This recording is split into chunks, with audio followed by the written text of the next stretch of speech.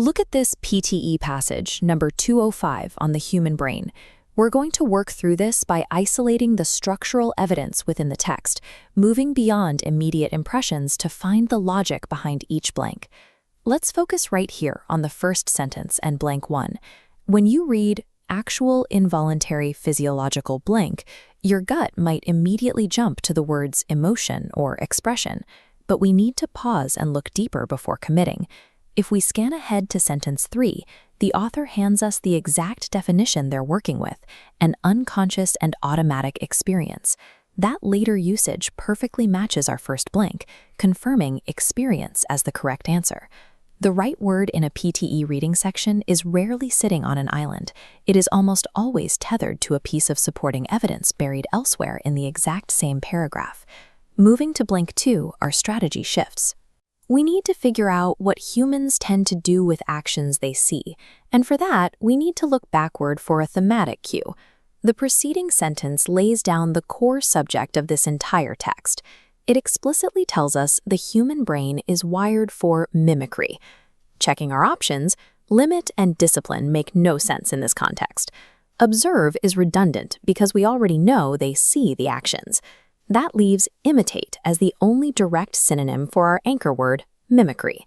Let's step down to blank 3. Here, analyzing the meaning alone won't get you all the way to the answer. We have hit a hard structural constraint. Look immediately following the blank at the preposition to. You don't recover to or reflect to an action. Grammatically, react is the only verb in our list that correctly pairs with that specific preposition. These grammatical rules are highly reliable tools. Prepositions act as strict filters that automatically lock out incorrect options, saving you from having to debate subjective meanings. Let's look at blank 4.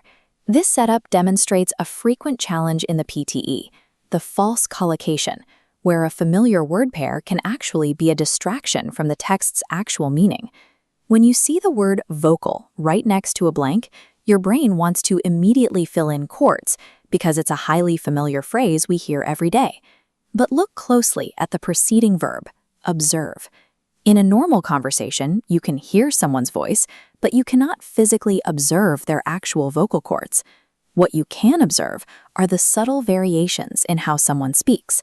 The correct pairing here is vocal nuances. Let's take this logic to the final blank. This is your chance to track the theme on your own. Keep the passage's primary subject, mirror neurons, in mind. Feel free to pause right here and pick the verb from the list that best completes that thought. Identifying these linguistic mismatches and tying your answers directly to the author's core themes is exactly what separates a passing score from a top-tier result. Let's see how you did. We can immediately eliminate circle, multiply, and subscribe as illogical physical actions. Because the text focuses heavily on mirror neurons, the literal action of a mirror points us straight to the correct answer, reflect. Pulling back, these steps reveal a consistent framework for any reading question. First, track thematic synonyms that echo the core subject. Second, utilize grammar cues, like prepositions, to instantly eliminate bad fits. Finally, verify preceding verbs physically make sense with chosen nouns. When you apply these structural checks to every question, you remove the guesswork. You'll stop second-guessing your vocabulary choices, and you'll complete the exam with both higher accuracy and much greater speed.